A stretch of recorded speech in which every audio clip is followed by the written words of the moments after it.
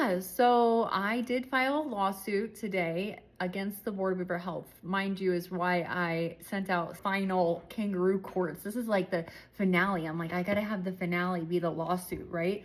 Okay, yes, the lawsuit is against Arizona Board of Behavioral Health for all their actions against me that were wrong. They did a lot of wrong. And that meeting, having me to the board meeting within 4 days, didn't allow me to have an attorney. I mean, it all states in the complaint. And they should have just not put their nose in it. Toby Zavala, as she stated in the hearing itself, she was gonna leave it alone, right? Well, you should have done that because you overrode and overreached into an area that you shouldn't have. Because what you did is you crossed over into the 14th and First Amendment rights that I have because Access.org was crying to you about the fact that I was speaking out about them, speaking truth. See, I don't understand how people do not have some sympathy and compassion for what's happening to providers in Arizona right now like I do. Now, I think it's because I went through it and I'm going through it, right? Being on a fraud list for 2 years really does something to a person, right? I mean, I could go on for days at the level of pain and emotional torment I had in 2 years,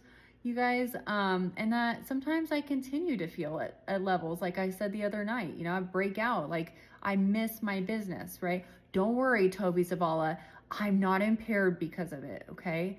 But I have normal sadness and despair at points in my time, in my life, in my day. Not really my day anymore, but it is what it is, right? But it took me being on this fraud list for 2 years for me to now say, you know what? I'm fighting back in a big way. Not just filing lawsuits like Chris Mays, who files and then doesn't do anything with them. I'm filing to really make changes in Arizona. See, I'm fighting for licensees to have a voice, and we should not be silenced. Listen, a world without people being with education, educated people being able to talk, it's not a good world. We need educated people, or people that are licensed in their field and study, teachers and educators, and just anyone, right? Anyone, to be able to speak, not just licensed professionals, without feeling like they're going to be threatened like I was.